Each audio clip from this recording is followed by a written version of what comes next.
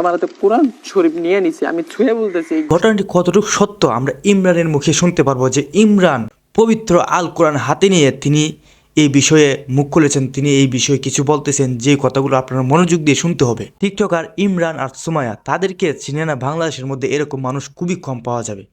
আমরা ইদানিং একটা ভিডিও দেখেছি, যেই ভিডিওতে আমরা দেখতে পাচ্ছি ইমরান চুরি করতে গিয়ে ধরায় পড়েছে, তখন তাকে উত্তম মাধ্যম দিয়েছে পাবলিক। দেখেন এই ভিডিওতে স্পষ্ট দেখা যাচ্ছে তারা যে চুরি করতে গিয়েছিল তখন তাদেরকে পাবলিকে ধরে উত্তম মাধ্যম দিয়েছে, খুবই কঠিনভাবে দিয়েছে। তখন ইমরান বলেছিল এটা নাকি বহুত আগের ভিডিও। ঘটনাটি কতটুকু সত্য আমরা ইমরানের মুখে শুনতে পারবো যে ইমরান পবিত্র আল কোরআন হাতে নিয়ে তিনি এই বিষয়ে মুখ খুলেছেন, তিনি এই বিষয়ে কিছু বলতেছেন, যে কথাগুলো আপনারা মনোযোগ দিয়ে শুনতে হবে। আমার হাতে কোরআন শরীফ নিয়ে নিছি, আমি ছুঁয়ে বলতেছি সম্পূর্ণ ঘটনাটা মিথ্যা। আমি যদি আপনাদের সামনে একটা কথা মিথ্যা বলে থাকি, আল্লাহ আমাকে যেন নাস্তিক বানায় দেয়।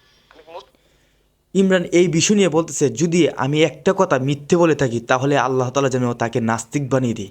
তো আমরা এই বিষয় এই বিষয়টা আমরা কি বুঝতে পারলাম, যে আমরা যে দেখতে পাইলাম যে ইমরানের চুরি করতে গিয়েছে আর সেখানে তাকে উত্তম মাধ্যম দিয়েছে, সেটা কি আমরা আরো শুনি।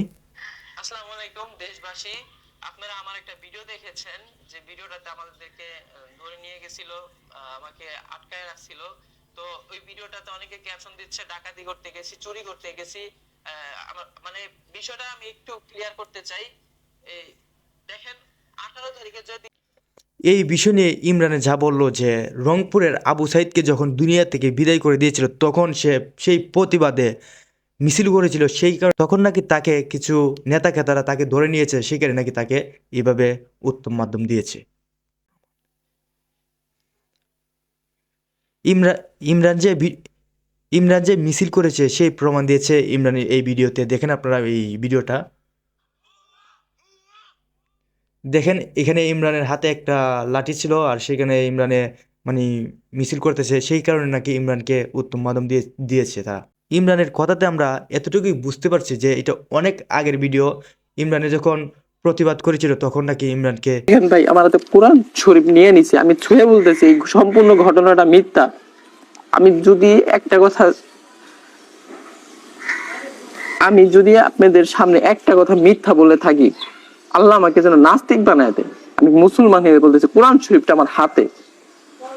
আমি ওই মিছিলে বলছিলাম যে তুমি কি রাজাকার না। যদি আওয়ামী লীগ ক্ষমতা থাকতো, বিশ্বাস করেন ভাই, আমি যেখানে বাড়ি করছি আমার বাড়ির একটা ইটও থাকতো না। এত বড় মানে এই 5 তারিখে যে আমি গ্রামে ছিলাম, 5 তারিখে বাড়িতে ছিলাম, তো 5 তারিখে বাইক পেলে তো অনেক হয়েছে, অনেক মারামারি হয়েছে। এর মধ্যে তারাও জড়িত, কিন্তু তারা এখন তাদের নামে মামলা হয়েছে, কিন্তু তারা প্রকাশ্যে ঘুরতেছে। এখানে আমাদেরকে ইমরান কি বলল তা তো আমরা শুনতে পারছি। তো ইমরানের কথাতে বোঝা যাচ্ছে যে ইমরান একদম নির্দোষ। ইমরান একটি প্রতিবাদ করার কারণে ইমরানকে এরকম আপনারা তো বুঝতে পারছেন, সেই কারণে এখন নাকি তার ভিডিওগুলো অনেক আগের ভিডিওগুলো এখন পাবলিক করা হচ্ছে।